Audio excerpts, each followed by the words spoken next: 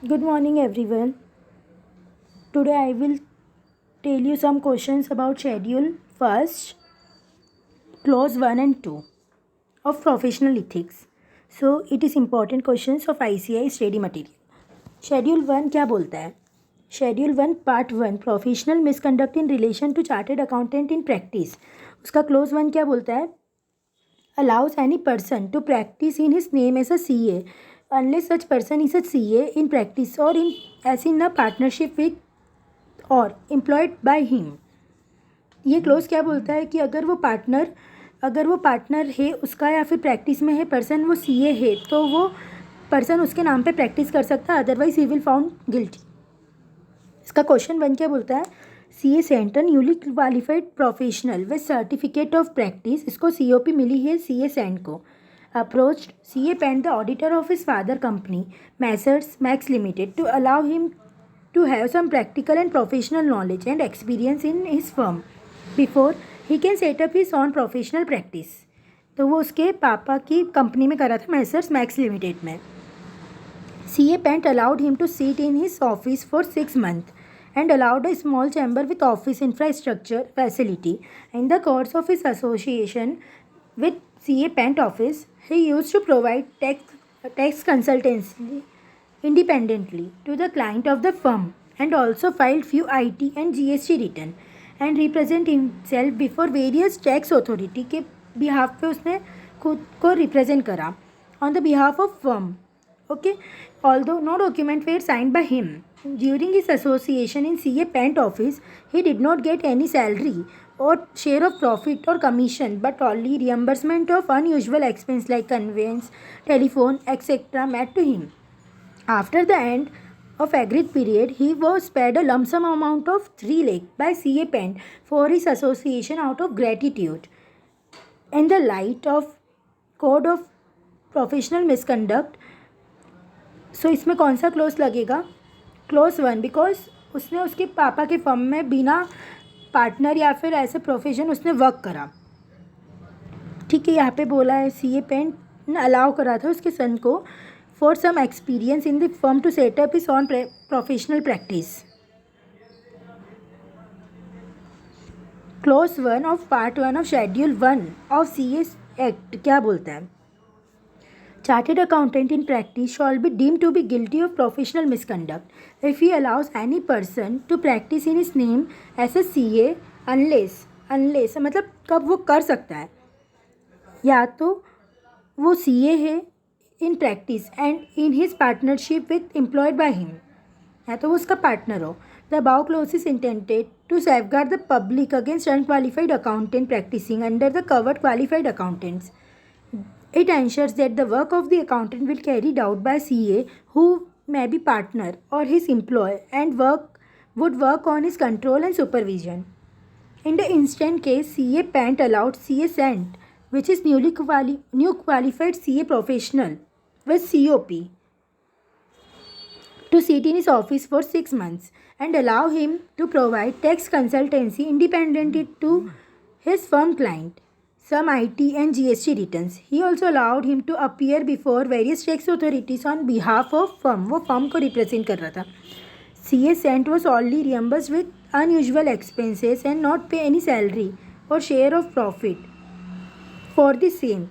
However, after the end of agreed period, उसे lump sum rupees कितना दिया गया था? For the gratitude 3 lakh.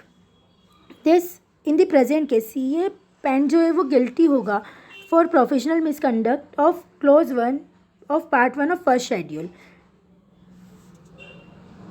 as he allowed Cent to practice in his name as CA and CA Cent is neither partnership nor employment with CA Pent. So वो CA तो था, उसका सन जो ऑलरेडी सीए था, बट वो ना तो उसका वो पार्टनर था और neither he is employment with CA पेंट. सो वो उसके नाम पे प्रैक्टिस नहीं कर सकता एंड कंसिडरेशन लमसम रिसीव नहीं कर सकता out of gratitude. So he is professionally misconduct. Clause two क्या बोलता है?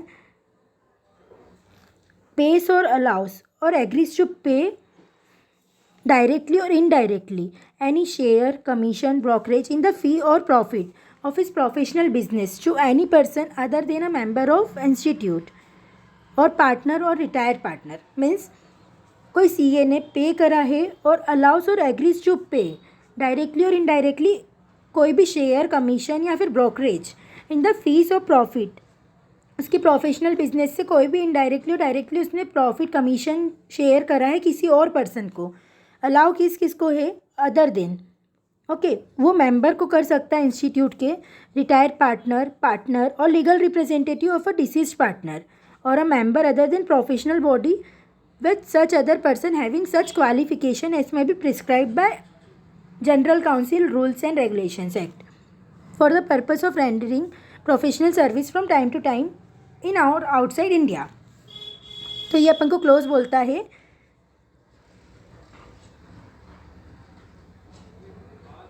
ना देने का मतलब आप किसी को दो मत, कुछ भी आपका profit, brokerage, commission etcetera other than member of ICAI. So one question, ये क्वेश्चन स्टडी मटेरियल का है. सॉरी,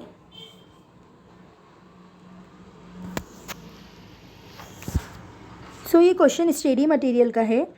इसमें क्या बोला है? Mister Qureshi CA in practice died in a road accident. His widow purpose to sell the practice of her husband to mister Pardeshi, chartered accountant, for 5 lakh. The price also include right to use the firm name Qureshi and Associates. Can widow of Qureshi sell the practice and can Mr. Pardeshi continue to practice in that name as a proprietor? तो अगर कोई partner, अगर कोई CA की death हो जाती है तो उसकी वाइफ गुडविल सेल कर सकती है, उसकी फर्म को सेल कर सकती है या नहीं. सो गुडविल कैन बी ट्रांसफर्ड. इसकी कंडीशंस क्या है? गुडविल उसकी वाइफ ट्रांसफ़र कर सकती है with in 1 year after the death. तो वो 1 year के अंदर गुडविल ट्रांसफ़र कर सकती है for the lump sum any consideration, और सेल कंप्लीटेड हो जानी चाहिए 1 year आफ्टर द डेथ. और अगर लीगल ईयर है, अगर उनके बीच में कोई डिस्प्यूट है ICAI का विद इन 1 year, तो जब वो उनका डिस्प्यूट रिजॉल्व होगा तब से 1 year के अंदर लीगल रिप्रेजेंटेटिव भी सेल कर सकते हैं. ओके, सो ये इधर मैंने थोड़ा सा लिखा है. गुडविल वाइफ कितने ईयर में सेल कर सकती है? 1 year में आफ्टर द डेथ. और लीगल रिप्रेजेंटेटिव अगर 2 है, लीगल रिप्रेजेंटेटिव 1 और लीगल रिप्रेजेंटेटिव 2, इन दोनों के बीच में अगर डिस्प्यूट है तो वो इन्फॉर्म कर देंगे ICAI को विद इन 1 year, और आफ्टर द डिस्प्यूट रिसेटलमेंट उसके बाद वो सेल कर सकते हैं within 1 year. Sale of goodwill with reference to the clause 2 of Part 1 of Schedule 1 to CA Act 1949 of the Institute of the ICAI considered whether the goodwill of a proprietary concern of CA can be sold to another member who is otherwise eligible. वो eligible होना चाहिए, condition met होना चाहिए after the death of the proprietor. It lays down the sale is permitted to the subject of certain conditions. Certain condition क्या होगी? Resolve that legal heir of the deceased member has obtained permission from council. उसको सबसे पहले क्या लेनी पड़ेगी? Permission. फिर उसके बाद death of the proprietor concern with in 1 year. Conclusion. Thus, in the given case, Qureshi, who has proposed to sell the practice of 5 lakh, in effect to proposing sale of goodwill, thus the act of Mr. Qureshi is permissible and Pardeshi can continue to practice in the name as a proprietor, क्योंकि उसने 1 year के अंदर cell कर दी. Question 2. Mr. K, practicing CA, gave 50% of the audit fees and received by him to non-CA. Okay, Mr. L, under the nomenclature of office allowance, and such an agreement continued for a number of years. Discuss in the light of professional ethics issued by ICAI. तो sharing of profit allowed है या नहीं है, ये अपन को close 2 of part 1 of schedule 1 ने बोला है. आप किसी को भी प्रॉफिट शेयर नहीं कर सकते हो जो आपका मेंबर नहीं है, उसके पास कोई प्रोफेशनल डिग्री नहीं है.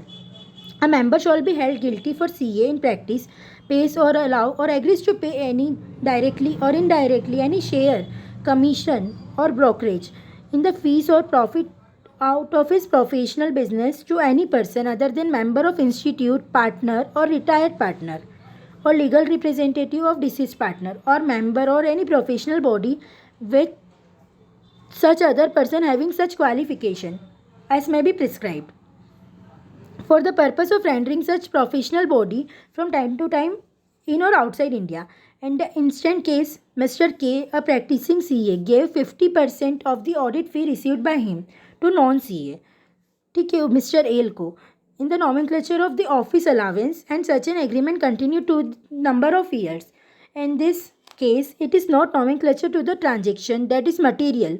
ये material नहीं है because मिस्टर एल जो है वो ऑफिस अलावेंस ले रहा है एंड वो नॉन प्रोफेशनल कैपेसिटी रखता है, but it is the substance of the transaction which has to be looked into.